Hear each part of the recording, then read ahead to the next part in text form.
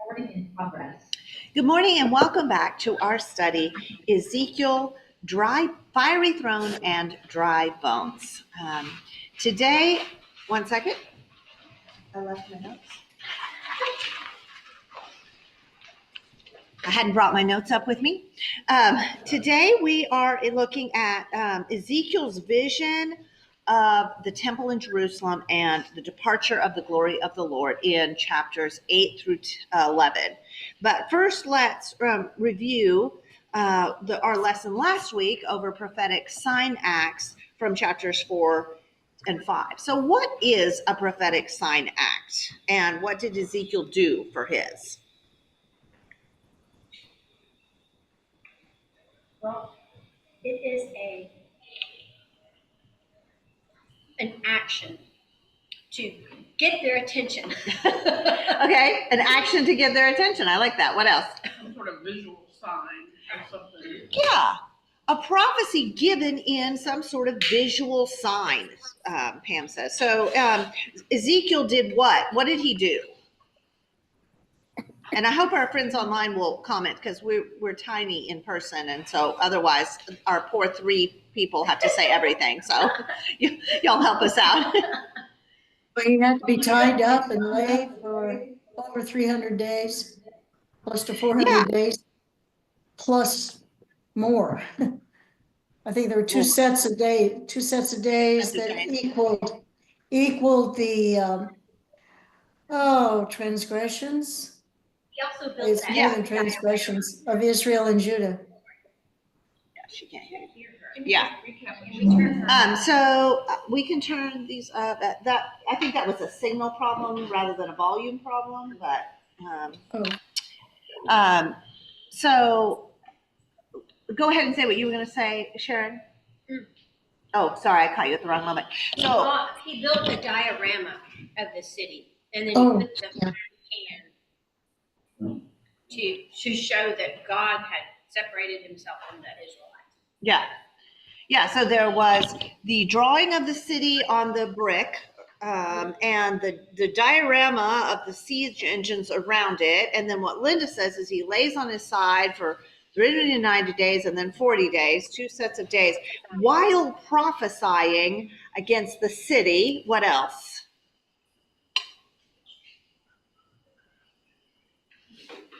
Some disgusting bread he ate. Yeah, some disgusting bread, indeed. So he made bread out of the combination of grains that now people will sometimes go, look, what a healthy combination of grains. But for a priestly worldview, that would be very distasteful to be mixing the grains like that, just like they didn't mix their seed in the field or their fabrics in their clothes. And so there was this mixed bread, which would read yucky to that, like not good. Mixed bread baked over manure, and we talked about that at length. And then at the end, the culmination of this whole scene is that he shaves his head and beard with a sword, which would be a mark of disgrace or mourning, but priests weren't supposed to use that for mourning, and he is a priest, and distributed the hair in thirds to show what would come to the people. So this whole thing was a visual aid to say, this is what's going to happen. Jerusalem is going to be under siege. The result of the siege is going to be death by plague and famine and sword, and scattering by exile. So we get this really intense prophecy of doom for Israel acted out in this diorama. Yeah. Questions or comments on that? Anything stand out to you or bother you, or?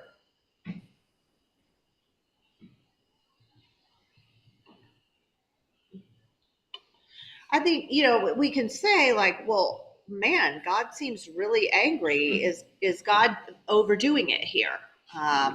Or someone asked me, gosh, does it seem like God's just being petty and angry here? And so the difference between being angry and it being justified and being angry and being petty is whether it really causes harm, right? And so we talked about last week how, and how we have been talking, and we really did this the very first week, how the behavior of Jerusalem was so harmful, and how that caused God's anger, all of that harm. And we're going to look for that again today, because today is kind of a repeat in a different form. You know, the message is very similar, so we'll watch for that. Deanna, Go ahead. Deanna, I can't read Ezekiel without feeling, personally realizing just how important it is to God that we worship him and him only. And I always read it with a sense of remorse myself, and evaluating myself and where have I fallen short, just as the Israelites may have fallen short. It always brings me, it causes me to do a lot of self-examination. Yeah, I think that's entirely what we should do, indeed, because idolatry is not over in the modern age, right? Anything that we put above God, or that we take our cue of what's right and wrong. I mean, God said that's God's purview, is to tell us, to define what's right and what's wrong. And when we take that and put that job on someone else, there's a form of idolatry there. When we when something is worth doing anything for, money, if money is worth doing anything for, or we could fill in a lot of things. The idolatry is real in our lives. So yeah, absolutely, great point. Well, we also talked about the embodied nature of these signs. They weren't just words, they had physical elements and actions, and how appropriate that is, and how we sometimes forget that we are embodied creatures, that we need to understand ourselves as a combination of body, soul, and spirit, that can't really be separated. We aren't just our minds with bodies that help our minds walk around. Our bodies matter, and we talked about how that's reflected in the sacraments of the church, in baptism, where we are contacting real water, and in the Lord's Supper, we're ingesting real food and real drink. And then we talked about suffering, and how suffering is required for bearing iniquity, because sin causes suffering. Sin is the natural result. Suffering is the natural result of sin, and that's what sin is. Well, let's move on to today's lesson. Oh, go ahead, someone. It's just an echo sound. Okay. Well, let's move on to today's lesson. Would someone please read Ezekiel 8, 1 through 6? I'll take it. Okay. In the 6th year, in the 6th month, on the 5th day, while I was sitting in my house and the elders of Judah were sitting before me, the hand of the sovereign Lord came on me there. I looked, and I saw a figure like that of a man. From what appeared to be his waist down, he was like fire, and from there up his appearance was as bright as glowing metal. He stretched out what looked like a hand and took me by the hair of my head. The Spirit lifted me up between earth and heaven, and in visions of God he took me to Jerusalem, to the entrance of the north gate of the inner court, where the idol that provokes to jealousy stood. And there before me was the glory of the God of Israel, and in the vision I had seen in the plain, as in the vision I had seen in the plain. Then he said to me, Son of man, look toward the north. So I looked, and in the entrance north of the gate of the altar, I saw this idol of jealousy. And he said to me, Son of man, do you see what they are doing? The utterly detestable things the Israelites are doing here, things that will drive me far from my sanctuary. But you will see things that are even more detestable. Okay, thank you. All right, so let's go back to verse 1. Who is Ezekiel with in verse 1? The elders of this community of the elders of Judah, as they exist in the community of exiles. Yeah, they seem to have come to Ezekiel. So Ezekiel appears to have gotten their attention with his sign acts. And how long has it been since Ezekiel's first vision? Long enough for his hair to grow back. He does seem to have, for his hair to grow back, she said. I don't know. A year? It's been about, it's like if we add it up, it's been 425 days compared to the 430 days of laying on his side that was prescribed. So somewhere in there, Ezekiel has done his long term of prophesying while lying on his side and baking his bread over manure and all of this. And I don't, it's a really good question. The hair thing was supposed to happen after the 430 days. So it doesn't make sense that his hair would have grown back, but somewhere in there, we have, maybe it's vision Ezekiel that has hair and not real Ezekiel. I don't know. So I was thinking about when you go back. Go ahead. When we go back to Ezekiel 1, where it talks about the 5th year of the exile, and then now we're talking about the 6th year. Are those sequential? Well, they should be. It should be 1 year later. So 1 year and 1 month 1 year later into is what we 1 think month. those are indicating. This- Now, yes. could be some play in how those numbers are counted. All right, what do you notice about this vision so far? It's not realistic as far as the person. It's not just a normal human. You've got fire and metal glowing. And Okay, where have we seen this description before? So the person giving this vision has fire below and glowing metal above the waist. That was his earlier vision. That was in the earlier vision. And who was the person? Where was that person? It was God, right? It was the person on the throne that was described this way. And now it seems that this person is being described as the Spirit, maybe, because the Spirit lifts Ezekiel. And so, yeah, we have this connection to Ezekiel's previous vision. What else?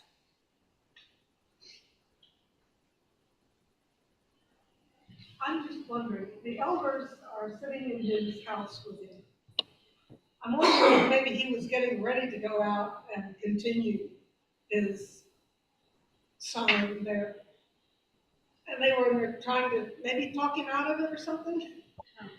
Yeah, it's hard to know how Or to listen to why they were saying. right. Are they listening? Are they objecting? We don't know. Yeah. Where does Ezekiel go? To Jerusalem. To Jerusalem. Now, is he being transported to the physical Jerusalem in present day? No. It reminded me of Scrooge. Of Scrooge. The Okay. that Scrooge went to all his life. Oh, that's a neat flying analogy. around. Okay. So in A Christmas Carol, Scrooge visits these different scenes of his life. But it's kind of a dream reality, right? And Ezekiel is also in kind of a dream reality. He's in a visionary realm. And so the Spirit lifts, and we saw in his previous vision that he was lifted up into the visionary realm and then set back down out of the visionary realm, right? And so we have that sense again too. So he's gone to Jerusalem, and where in Jerusalem? He's in the temple. In the temple, right? It says the entrance of the north gate of the inner court, but it doesn't say of the temple. That would be obvious to an early reader, right? Those words describe the temple. And so they would know that. We need to make sure we understand, this is the temple, right? So the temple is the focus of this vision as the theological heart of Jerusalem. All right, and he calls Ezekiel son of man again. We've seen that repeatedly. That's a way of addressing Ezekiel as a human who is interacting with the heavenly realm, with God and God's heavenly beings. Okay, Question. Go I ahead. have a question. Who is allowed in the inner court? I know everybody comes to the outer court. Is admittance to an inner court restricted? I can't remember. Yes, it is restricted. And when we get to the point where he sees, this is a little bit later, verse 16 happens in the inner court, and that would be all. The So you would priests, get only priests. By the time you get to verse 16, the vision, Okay. the vision proceeds like in. You're going deeper in to the temple. Mhm. So by the time you get to the end of the vision, you're in the inner parts of the temple. Yeah, good question. Okay, and what about this idol that provokes to jealousy in verse 3 and verse 5? It almost sounds like that's a technical term or we're supposed to know what that means, but do we know what that means? What is the idol that provokes to jealousy indicate? Is it Baal? I don't know. Is it? It said it could be Could Asherah, be. It could be. Canaanite goddess of fertility. We could speculate that it's Baal. We could speculate that it's an Asherah pole, which is Asherah is a Canaanite goddess of fertility. Sharon says, and that's correct. We don't know what it is. In verse 6, it says, look what they're doing, but it doesn't tell us what they're doing. And so, what are we supposed to understand out of this idol that provokes to jealousy? That they're worshiping it. Whatever this is, it's the opposite of the way God operates. Okay, so Carrie says that it's the antithesis of God. Whatever it is, it's the opposite of who God is and the way God operates. I think that's great. Someone online was about to say something? Detestable. Detestable. Yeah. Yeah, abomination, detestable. These are the words, the translations that they use. And so it's the idea that I think one of the key terms here is jealousy, because this is this word that they've translated jealousy is the word that we also translate as zeal. And in the Old Testament, zeal is often a technical term. It is the biblical term for the righteous anger against polluting Israel's worship of Yahweh. And we see this many times in the Old Testament. One of the times that in Deuteronomy 29, Moses exhorts the people not to stray from false gods and abomination, not to stray to false gods, not to participate in abominations, and then also boast, saying, I have peace, even though I walk in the stubbornness of my heart. And then God goes on to say, this is 29:20, the anger of the Lord and the Lord's jealousy or zeal will burn against that man, and every curse which is written in this book, meaning the book of Deuteronomy, which details out the blessings for obedience and the curses for disobedience, every curse that is written on in this book will rest on him, and the Lord will blot out his name from under heaven. And so I think we're supposed to be keyed in. What they're doing, the idol that provokes to jealousy, has triggered the zeal of the Lord. It has triggered the action that the Lord has promised when you worship other gods and then walk around saying, this is great. Nobody's going to hurt me. Everything's going to be fine. As the people we will see are doing here. That word zeal also even appears in the New Testament when Jesus cleanses the temple. In John tells us his disciples remembered that it was written, zeal for your house will consume me. So it's that fervor, the action against polluting worship of Yahweh. And when Paul reports his qualifications that he could boast about in his Jewish heritage in Philippians 3:6, he reports, as to zeal, I was a persecutor of the church. And so why was Paul doing that? Because he thought the church was polluting worship of Yahweh. And so here we have all of the actions that follow are in the context of everyone has left the worship of Yahweh and has polluted it with this idolatry and evil behavior. Okay, questions on any of that? Thoughts, comments? Chris? The great abominations that the house of Israel are committing here to drive me from my sanctuary, to drive me far from my sanctuary. Okay. Here, technically, they are in exile in Babylon. And that is pretty far from the sanctuary, the temple in Jerusalem. So in a way, it's kind of an upside down reference to the fact that he's really with them. Yeah, I think this kind of that to drive me from the sanctuary sets up the events of these 4 chapters, and they're a complete story, and that's why I had you read, a large number of chapters, but because they all go together, because this departure from the sanctuary is the punchline of the whole story. So we're definitely like, it's already indicating that this is where it's going. Good point. Good point. What else? Anything else? Okay. All right. So will someone read Ezekiel 8 verses 7 through 13? Then he brought me to the entrance of the court. I looked, I saw a hole in the wall. He said to me, Son of man, now dig into the wall. So I dug into the wall, and I saw a doorway there. And he said to me, Go in and see the wicked and the detestable things they are doing there. So I went in and looked, and I saw portrayed all over the walls all kinds of crawling things and detestable animals and all the idols of the house of Israel. In front of them stood 70 elders of the house of Israel. And Janzaniah, son of Shaphan, was standing among them. Each had a censer in his hand, and a fragrant cloud of incense was rising. He said to me, Son of man, have you seen what the elders of the house of Israel are doing in the darkness? Each at the shrine of his own idol. They say, The Lord does not see us. The Lord has forsaken the land. Again he said, You will see them doing things that are even more detestable. Okay, thank you. All right, what's the feel of this scene? Look at verse 7 and 8. Pretty gross. Pretty gross. Yeah, when we get to the crawling things, that gets pretty gross. What about before that?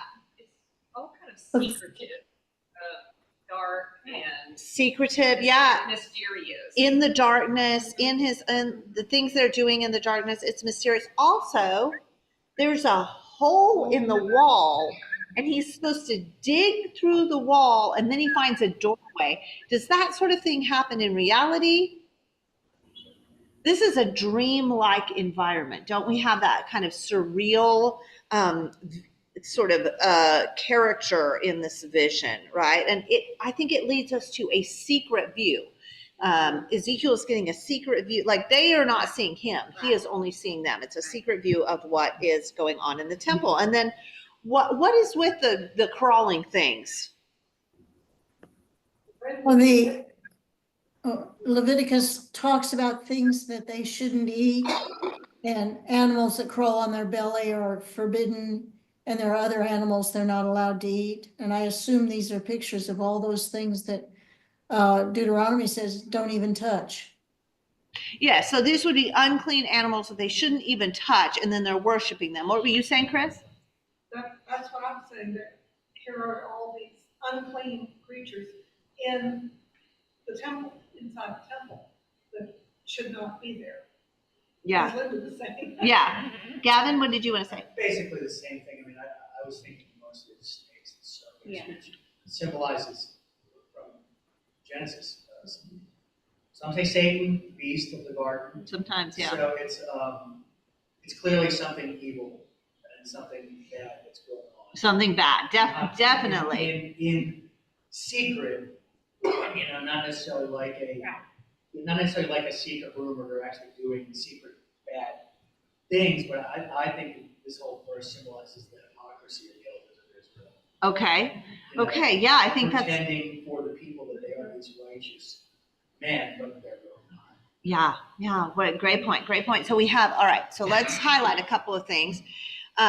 It's crawling things and detestable idols.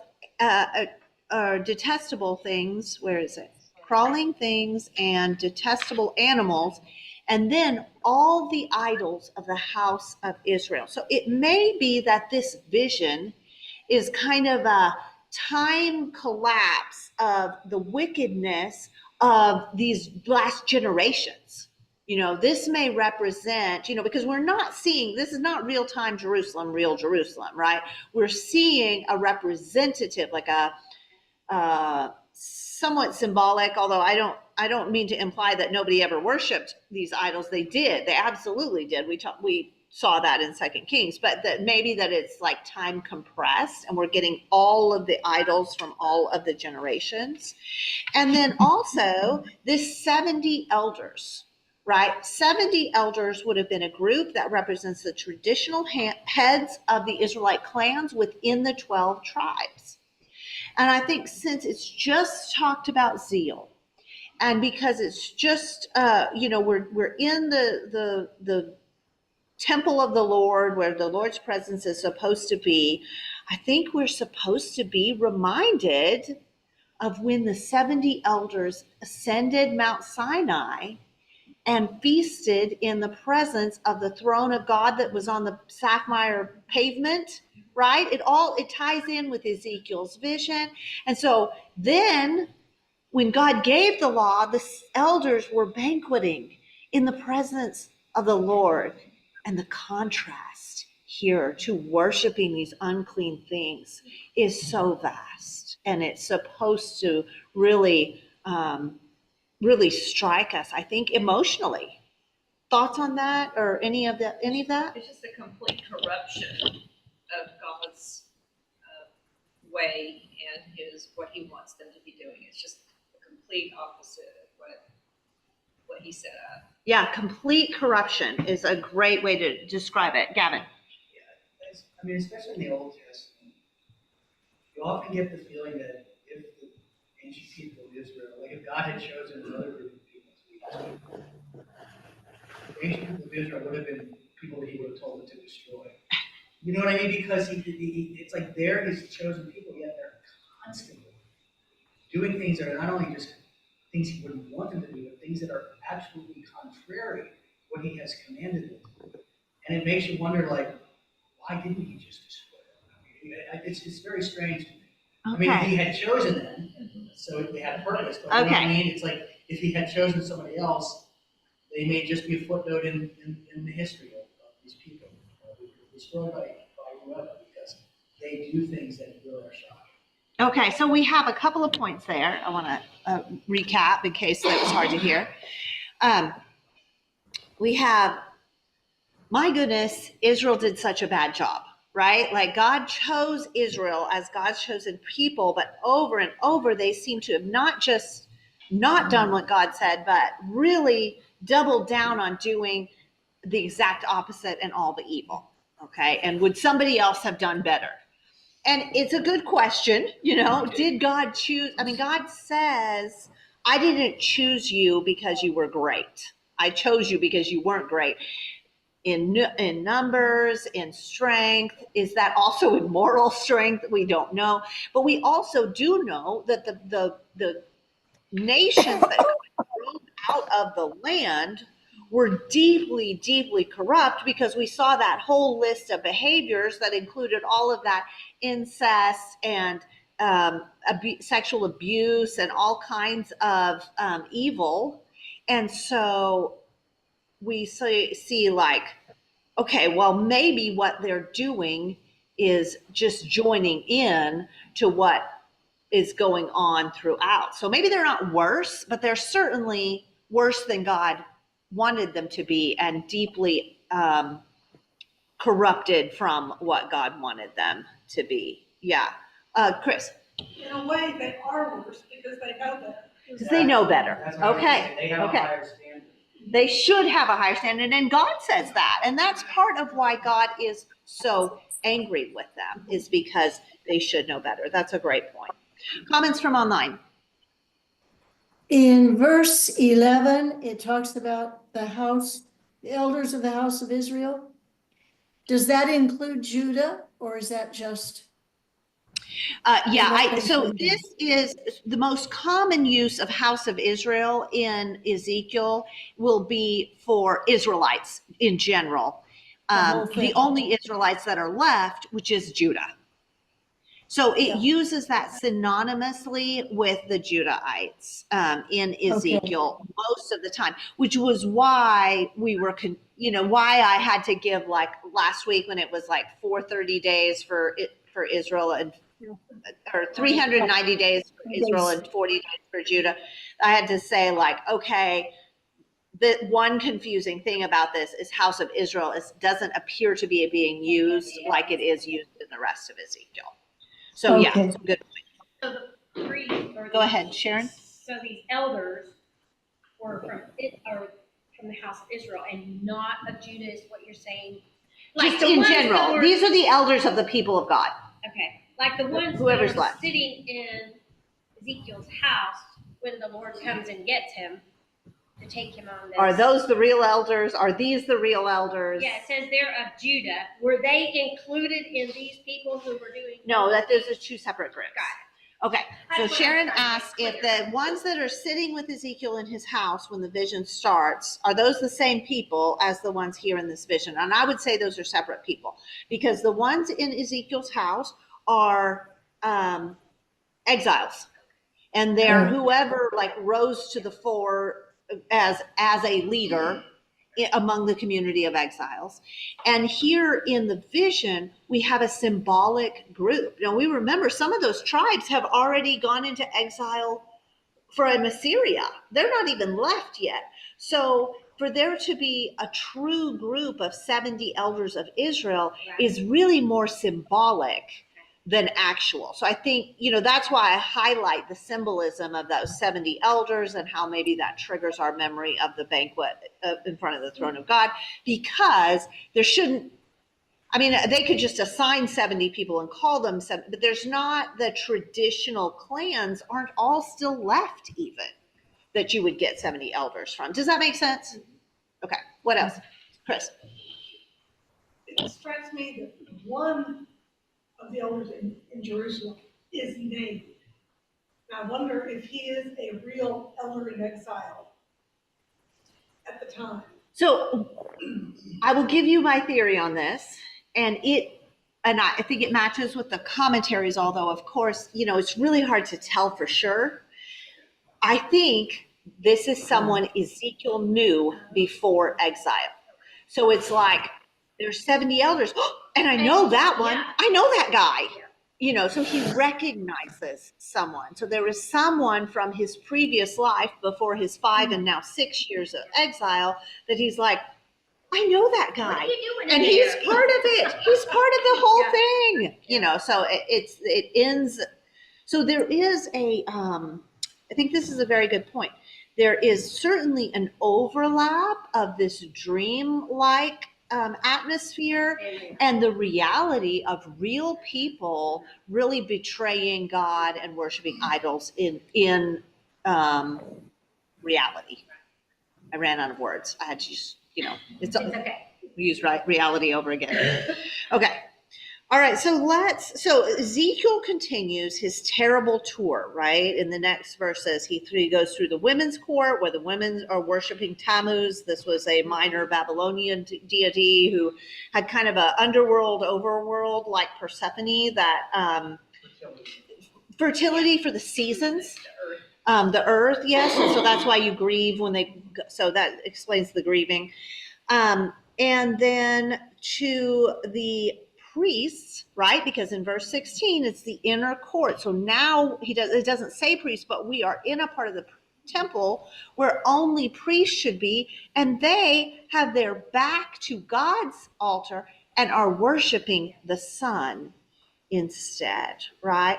Now, I don't know. I like this. I see Lee had like a eek expression on her face, which is, I think that's what we're supposed to have. Now, I think for us, I think it's a little harder to have the visceral reaction that maybe the original readers would have or should have had. But there is a feeling that this tour of the temple is supposed to evoke, right? What kind of feelings is it supposed to evoke? Disgust. Lee. I was gonna say Disgust, the Linda, and then what were you going to say? I guess it's just the symbolism of them knowing better. Like they're actually, it's not like they're off in the wilderness doing worshiping the sun. They're literally actually right there. Yeah. Amongst the things that they have been shown are actually holy and somewhere their God is supposed to be. So it's just, he's creating an image of just like such a horrifying scenario. Like they can't have forgotten. Like you think if they were out somewhere and they've just kind of forgotten God, but they're like there. They haven't forgotten. They're God. right there. In his house. Yeah, he's in the room. He's there. They're back. It's kind of like defiance. It would Yeah, there is a sense of defiance. Go ahead, Gavin. actually be better if they were off the field worshiping the Yes. sun, because they're defiling, Yes. they're making unclean the house of Yes. God. Yeah, That's yeah. worse. That sense of defilement, I think, is supposed to. So it is a horrifying scene. It has it's supposed to be shocking and horrifying, and it keeps saying you'll see more detestable things than these. You'll see more or greater abominations in a different translation than these. And so as they go deeper into the temple, it gets more and more horrifying. And God sums this up in Ezekiel 8, verses 17 and 18. He said to me, "Do you see this, son of man?" He's speaking to Ezekiel. "Is it too light a thing for the house of Judah to commit abominations which they have committed here?" The idolatry. And then God says what's even worse than their idolatry. So we're supposed to be deeply horrified and disgusted by their idolatry, right? But God says what's even worse. Is it too light a thing that they've done that? They have filled the land with violence and provoked me repeatedly. For behold, they are putting the twig to their nose. We don't know what this expression means. Some Jewish, like the Masoretes, claim that they're supposed to be putting the twig to my nose, God's nose. The nose is a synonym for anger. Yes, poking at, yes, angering. The nose is a synonym for anger, and sometimes when anger burns, the words are nose smoking. So think of that emoji with the little yellow face with the snorts coming out of the nose, and it means super angry, right? Like that's what this expression is talking about, making me super angry. Therefore, verse 18, therefore I indeed will deal in wrath. My eye will have no pity, nor will I spare. And though they cry in my ears with a loud voice, yet I will not listen to them. God is somehow steeling himself to discipline this people for their great idolatry and evil. And we notice, just like always, they go together. Evil behavior that abuses people and has corrupt business practices and results in violence goes with idolatry. They go together. We see that again here. So the scenes keep getting worse, and God says, "I just have to destroy them." Go ahead, Lee. And I think it just starts making I think there's other places in the Bible where it talks about God like not listening anymore. Like we kind of have this idea that we always have a chance to, very last second be like, but there's a couple here, I didn't know that it was here or noticed it before, but where he just says, "I'm not listening." I'm not You listening. can cry out and ask for that, but it's too late. Like you missed the window. You missed the window. So I think two things there. Number one, I do think there is a time for people who have sometimes we miss the window. However, hold that thought. Right. And let's see what happens in the rest of the passage, because it's very interesting to contrast. Because God says here, I'm not going to listen to any of them. And then let's look what happens at the end. Okay. Any other comments from online? Oh, sorry, I forgot to turn them. Comments from online? Or questions? No? Okay. Would someone read verses, chapter 9, and just read the chapter? It's 11 verses, 1 through 11. Then I heard him call out in a loud voice, "Bring near those who are appointed to execute judgment on the city, each with a weapon in his hand." And I saw 6 men coming from the direction of the upper gate, which faces north, each with a deadly weapon in his hand. With them was a man clothed with linen, who had a writing kit at his side. And they came in and stood beside the bronze altar. Now the glory of the Lord of Israel went up from above the cherubim where it had been, and moved to the threshold of the temple. Then the Lord called to the man clothed in linen, who had the writing kit at his side, and said to him, Go throughout the city of Jerusalem and put a mark on the foreheads of those who grieve and lament over all the detestable things that are done in it." As I listened, he said to the others, "Follow him through the city and kill without showing pity or compassion. Slaughter the old men, the young men and women, the mothers and children, but do not touch anyone who has the mark. Begin at my sanctuary." So they began with the old men who were in front of the temple. Then he said to them, "Defile the temple and fill the courts with the slain. Go." So they went out and began killing throughout the city. While they were killing and I was left alone, I fell face down, crying out, "Alas, sovereign Lord, are you going to destroy the entire remnant of Israel in this outpouring of your wrath on Jerusalem?" He answered me, "The sin of the people of Israel and Judah is exceedingly great. The land is full of bloodshed, and the city is full of injustice. They say, 'The Lord has forsaken the land, and the Lord does not see.'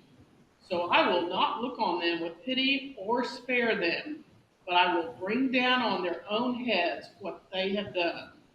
Then the man in linen with the writing kit at his side brought back word, saying, "I have done as you commanded." Okay, thank you. All right, look back at verse 1 and 2. All right, who are the 6 beings in verse 2?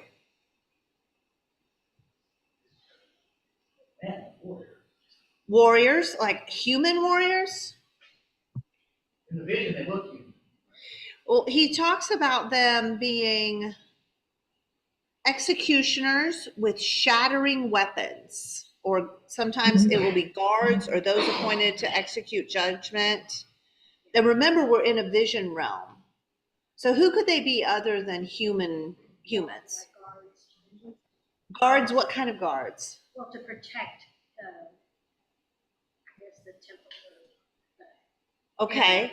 If they were human, maybe they're guards to protect the temple area. What were you going to say, Chris? They could be angels. I think we're getting a view. I think we're getting destroying angels, like avenging angels as a So these 6 are the ones that are going to do the killing. these are the ones that are going to do the Not killing. Not Ezekiel and Not Ezekiel and not the one angel. Not with the writing. So God brings in, I think there's an angel of death in the plagues. We're seeing, and Revelation will later sort of take off with this kind of battle, this battle imagery with the angels. But I think we're seeing angels that are supposed to execute judgment on the city. Okay, let's talk about the person with them. Who's the other being with them? The man with the writing. The man with the writing kit. I guess, yeah, or he just makes sure that God's word is followed out. He's going to make sure. He's like a secretary. He's like a scribe. He's often referred to as the scribe angel. So he is wearing linen, which, priests would wear linen as kind of a go-between between the people and God, and linen is a sign of that. In Daniel, the angels all wear linen. And so this is probably another angel, but he has a different job. He has a writing kit, and he's supposed to do what? What's his job? Mark the ones that have not been detestable or idol worshipers. Yeah. He's supposed to give them a mark. Now, so what is the standard? What is it? How do you get the mark? What standard do you have to meet to get the mark, the protective mark of the scribe angel? Mourning over what's going on. Okay, do they have to even be righteous? I mean, No. They had to lament over the detestable behavior. So the bar is really quite low to be saved, right? Yeah. Like, it's not that demanding a thing to just go, this is really terrible. Maybe you're not doing anything about it. Maybe you haven't started smashing idols or calling for reform. But if you have a heart that laments over this evil, that would be enough in the city for the scribe angel to give you the mark. What do you think about this mark? What does that remind us of? Isn't there something in Revelation? Okay, Yeah, when they Passover, mark it, the mark on the top of the Passover. doors. What did Yeah. you say, Linda? Is there something in Revelation about marks on foreheads? Okay, Revelation certainly does take this idea and expand it. And in Revelation, there are servants of God who get one mark, and those who belong to the beast who get another mark. And so Revelation picks up on this idea and really uses it quite heavily. But it comes from here, but it also might refer to, what did Cain get to protect him?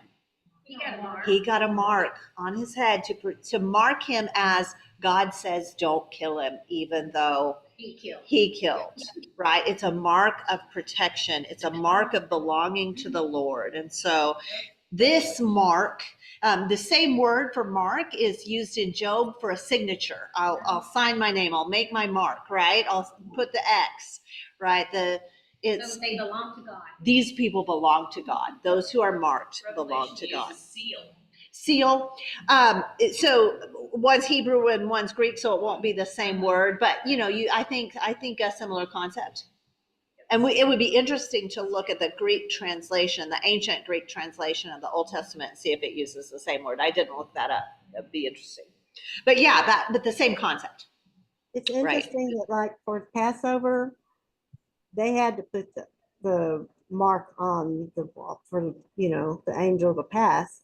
But I mean, whoever this thing or person is, they have to read their minds almost to see if they're lamenting or.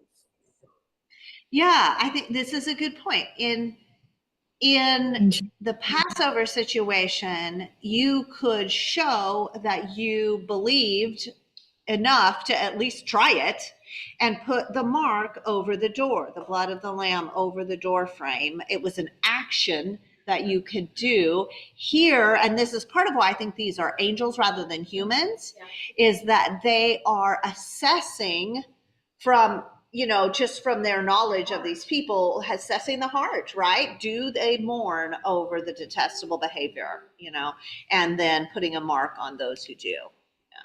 Yeah. So, I have a question. Okay. Since this is a vision, not literally 6-man battle axes in Washington. Not literally. Guy with a notebook. Right? Not literally. Is what he's saying is that there are people among you who are righteous and people among them who still have a chance, but some of you are doomed, and we know who they are. That's the way it's going to be. Is that what is being said here? Maybe. That is a matter of debate, because when you read this, can you tell if anyone gets the mark? It is never reported that there were people who were righteous enough, even though the bar was quite low, who would mourn over these detestable abominations. Was there anyone who gets the mark? It doesn't say that there was. And so Ezekiel's sorrow, he seems to think that everyone's getting killed, as if maybe nobody got the mark, which we've seen that. Remember when Abraham argued God to say, like, well, even if there's 10 righteous people in Sodom and Gomorrah, exactly, like, right, Lee points out that he talked him down to only 10. God's like, fine, find 10 righteous people, I'll spare the city. They're not there. But they weren't there, and the city was not spared. And that, go ahead, Chris. I was going to say, according to this scene, it didn't take very long for them to compass the city. Yeah. Well, I don't know, it's vision time, so, Vision. yeah. It's vision time, but it didn't seem to take very long. Yeah. So, and there's also a passage in Jeremiah where God says, go find one person who deals honestly and seek the truth. Like, they just have to have honest business practices, right? They just have to not have cheater scales when they measure out their goods and services. Jeremiah comes back and reports that he could not find one honest person, because God offers to forgive the city if Jeremiah can find one honest person, and Jeremiah cannot. And so I think, possibly we're getting that idea, like that, lest we think that God is it's overkill on God's part. There's not even a person who would mourn for these detestable practices, even though what's going on is so horrifying. Yeah. Questions or comments on that? Well, let's look at God's movements a little bit. So in verse 3, the presence of the glory of the Lord has been accompanying Ezekiel, maybe, as they go deeper into the temple, but now it moves from where to where? Okay, so the first place it is up from above the cherubim. Now, which cherubim are we talking about there? The ark, the mercy seat. The temple, Holy of Holies, had two big cherubim who filled the room, and their wings touched. That was complete, like they touched the walls on the outside and each other on the inside. And that was where God lived, right? Between the cherubim, enthroned above the cherubim. So those cherubim are the physical, like statue ones in the temple, right? And so God comes up from above the cherubim, and where does God's presence go? To the door. Why? He's saying you can't, no one's allowed in. No one's allowed in, and I'm on my way out, right? This is preparing for that departure, right? So this is a point where we're connecting to the larger story of Scripture, because the special presence of the Lord in the form of the fiery cloud had come down and filled the tabernacle, and then generations later had come down and filled the temple. And so the Lord's presence is supposed to be in the temple. It's the manifestation that God has a special presence with the people of Israel, that God is present between the cherubim in the center of the temple. And the Israelites were very proud of this. And they would often say that the temple and Jerusalem could never be destroyed because God's presence was there. And you can't destroy something filled with the presence of the Almighty God, right? So we're safe here. And in Jeremiah, those are the claims that they make. And the way that Jeremiah phrases it is saying, the temple of the Lord, the temple of the Lord, the temple of the Lord. Like they are relying, they think that their behavior will not cause their own destruction, no matter how evil they are, because the presence of the Lord is right there in the temple. And here we see God's presence gets up to go. So they're in exile right now. Yeah, this is confusing, isn't it? Go ahead. So who's taking care of the temple? If Okay. did they just leave God behind in the temple? I mean, God's with them. He said he's This is with where, them, but yeah, okay. I wouldn't be so worried about the temple, because I'm thinking, well, yeah, God's not there anyway. He's with us over here in Babylon. Well, okay, so there are a couple of things going on here.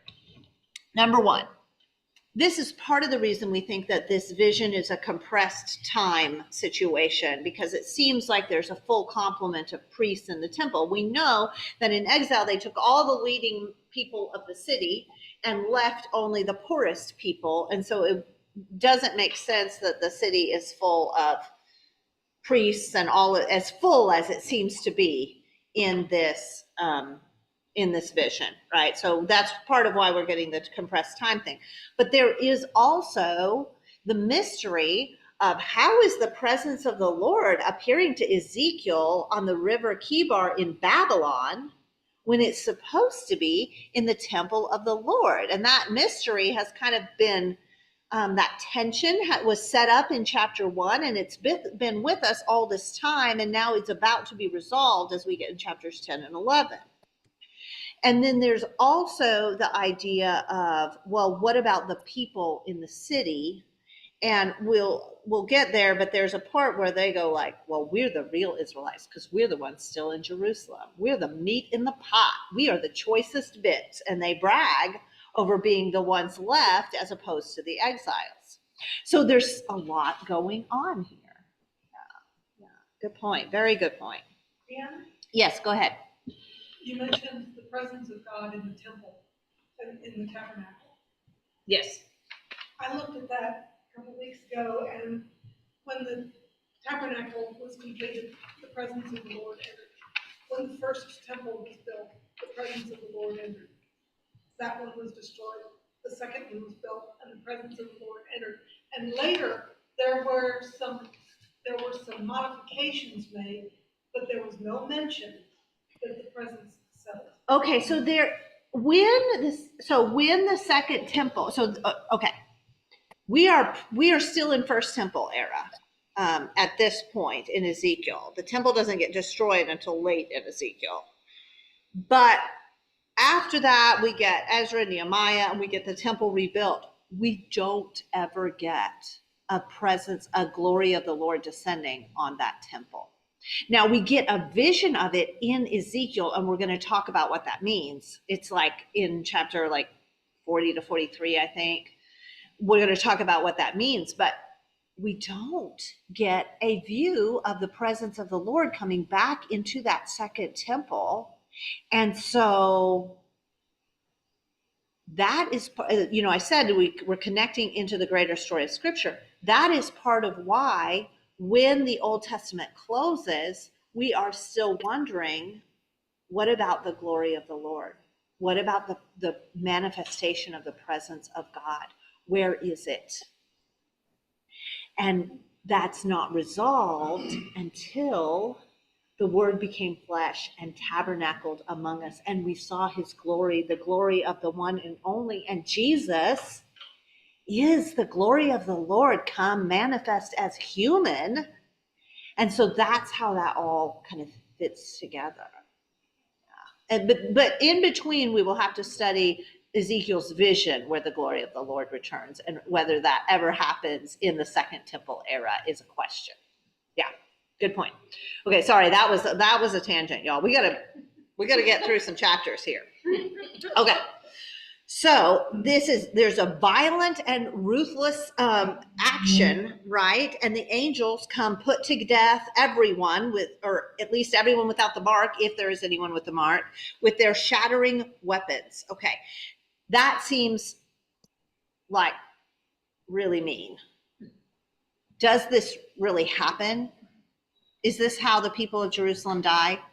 Or the people of it? No. Some of them die by plague and by famine. They die by the sword of the Babylonians. Some of them go into exile. Some of them are already in exile. And so lest we be too horrified at God's part in this, this is symbolic, isn't it? Right? We know that this doesn't actually happen. So what's the point? If it's symbolic, what does it mean? It's a warning. A warning, okay. What else?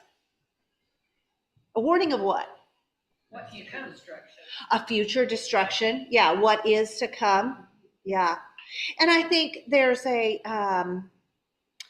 sense of that cause and effect, right?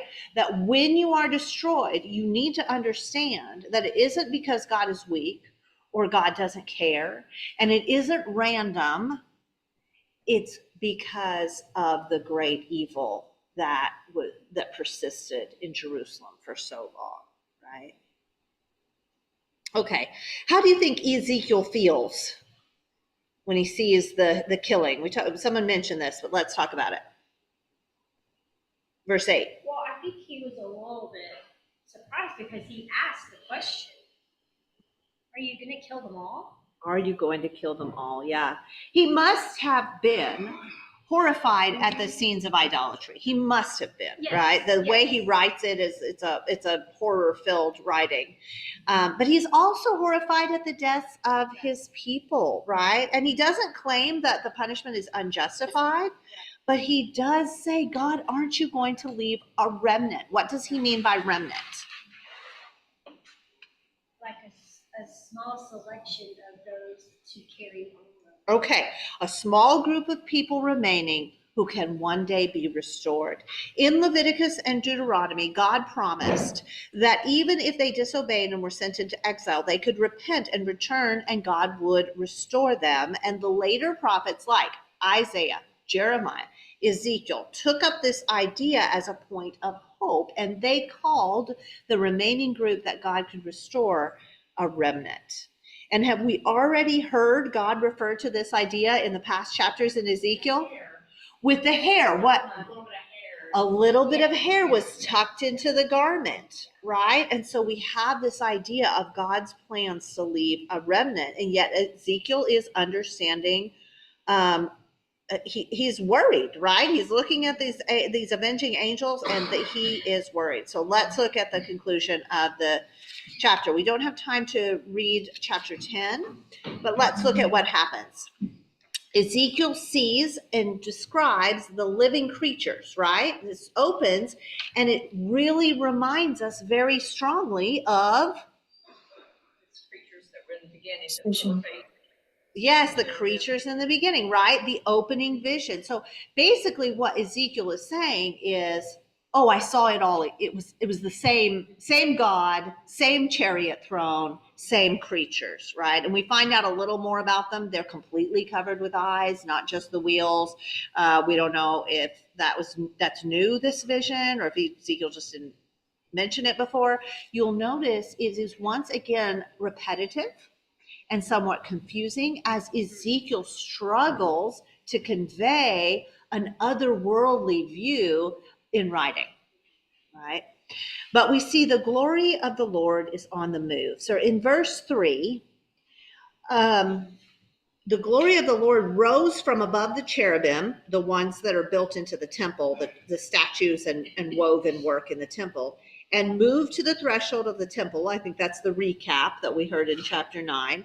And then the cloud filled the temple. Remember, we're back often, God in the storm, God in the fiery cloud. Here we have the cloud and the radiance of the glory of the Lord, right? And we have even the sounds match that. And then move to verse 15. The cherubim, this time we're talking about the ones that make up the chariot throne. The cherubim rose upward, and these were the same living creatures I had seen by the Kibar River. And when the cherubim moved, the wheels beside them moved. And so we've got basically the glory of the Lord goes from the temple to the chariot throne. And then in verse 19, they move to the east gate. And in verse 20 is kind of funny to me because we pause for Ezekiel to I realized the living creatures, they were cherubim all along, right? Like he's finally figuring out that the figures that are worked into the decoration of the temple are supposed to be, and maybe they're not drawn very well. Maybe they don't have all the complications that Ezekiel sees in his vision, because they were often drawn as human-faced winged lions. Well, all of those elements are in these living creatures, but there's more, right?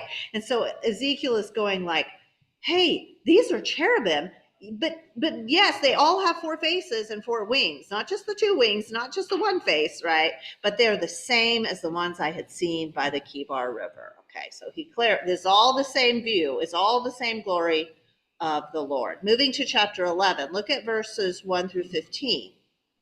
Okay, the vision has already said everyone in the city was killed, but now we see people, right? So this is vision time, vision reality, right? Now we see people, and it's like that again, where he's like, oh, I know those guys. He sees 2 people that he knows. And God says, these are the ones who are plotting evil. Verse 2, the Lord said to me, Son of man, these are the men who are plotting evil and giving wicked advice in the city. They say, will it not be soon time for us to build houses? The city is a cooking pot, and we are the meat. This is an expression that means we're the best of it. We're like the good parts in it. But God responds and says, you're the meat in the pot, all right. You're about to get cooked. That's how I read it. Right? That's what I was thinking. For God turns, so Yeah. God, well, first God says, no, the people that you abused are the real choice bits, but you, sure, you can be in the pot, you're about to get cooked, right? God turns the metaphor around on them. And in verse 13, one of those people that Ezekiel recognized dies. And we don't know, does he just drop dead? Are the avenging angels now making it to them? But Ezekiel, again, he mourns, he cries out, what about the remnant of Israel? Someone read for us 16 through 21.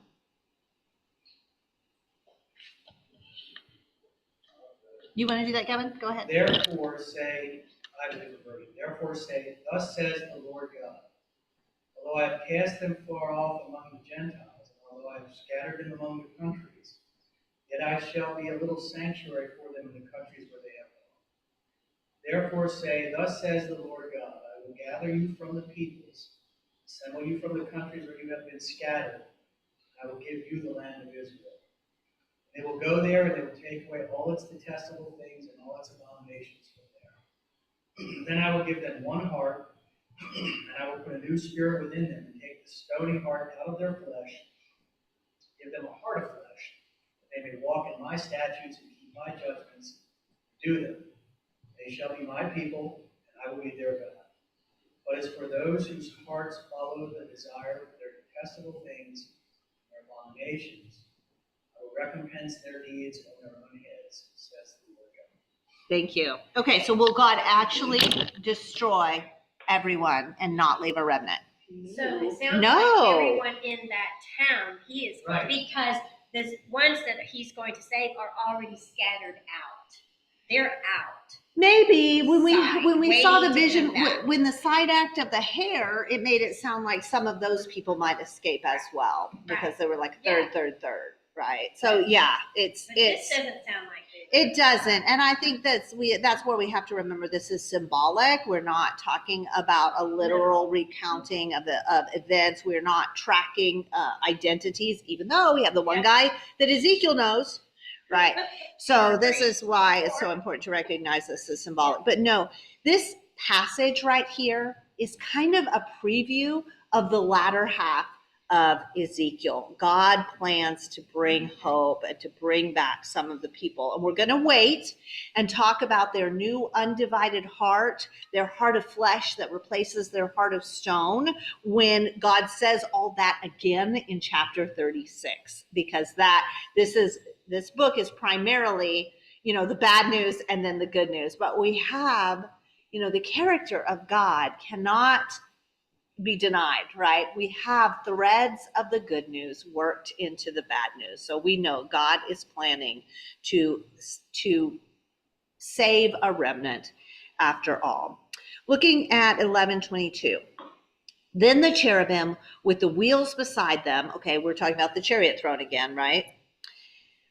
Spread their wings, and the glory of the God of Israel was above them, and the glory of the Lord went up from within the city and stopped above the mountain east of it. And the Spirit lifted me up and brought me to the exiles in Babylon, and the vision given by the Spirit of God. So where has the glory of the Lord gone? Okay, so is God going to people who are more faithful?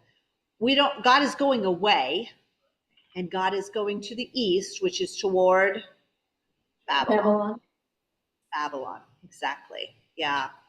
So, this idea, God is everywhere and can manifest everywhere, anywhere and everywhere. But Jerusalem had that special presence of the glory of the Lord, and now they have lost it. It is gone, right? Their confidence that they were magically protected was misplaced, and Jerusalem has abandoned God, and now God has withdrawn God's presence. And in some ways, I think this is one of the saddest moments in Scripture, right? This withdrawal of the glory of the Lord. And yet, it heads towards Babylon, right? So we're beginning to resolve that tension from chapter 1. Like, why is the glory of the Lord appearing in Babylon when it's supposed to be in Jerusalem, in the temple?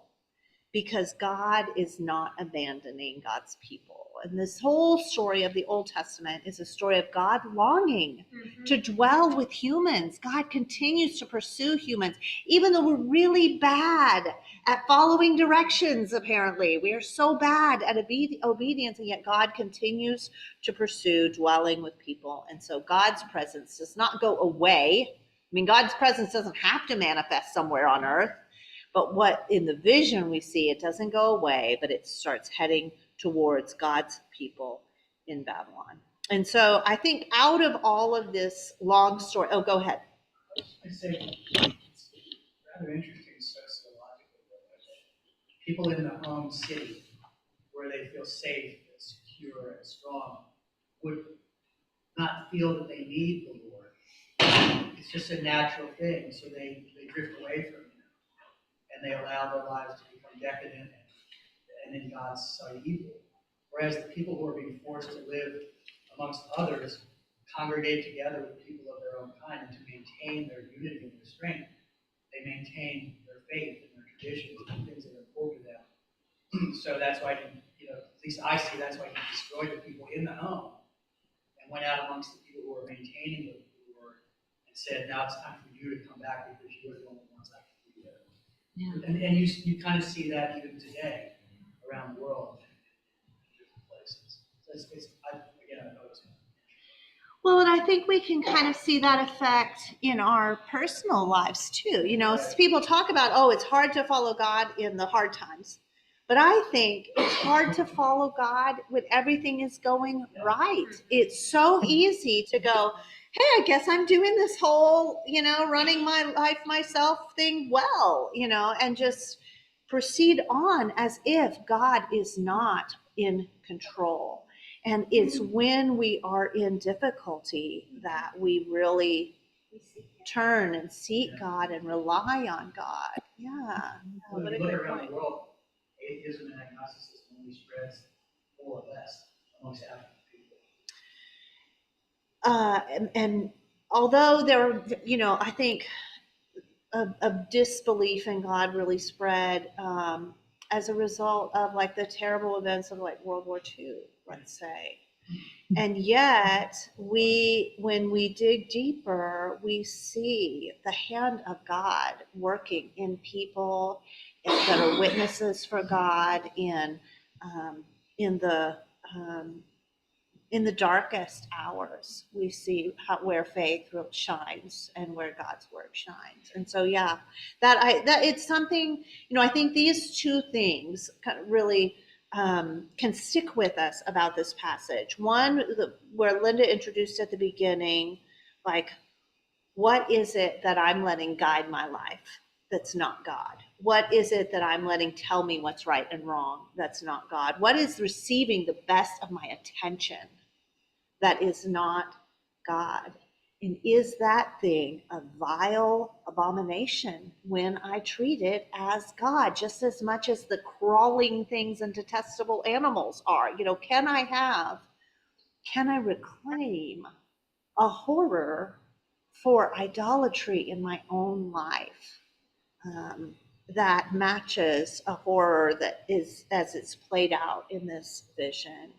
And then also, can I turn to God and rely on God in the good times and the bad? How can I be someone who more follows God? Because look how faithful God is. God's character shines through here. God has every right to abandon the people, and instead God is already planning to save a remnant, to go with the people into their troubles. And that idea that God is with us even when we are in trouble of our own making is so good. Well, thank you everybody for your participation. We discussed a lot, and thank you for your patience and the time. It's such an interesting story here. Yeah. So today's lesson, that's a plot point in the whole story of Scripture, but Ezekiel isn't done with oracles of judgment, right? Ezekiel isn't done saying what Ezekiel has to say about judgment. And so before we go on to the remnant and the hope, we have to do some other things. So next week will be Ezekiel 16 for an allegory of unfaithful Jerusalem. And thank you. I'll see you then. Thank you, Deanna, for yet another interesting lesson in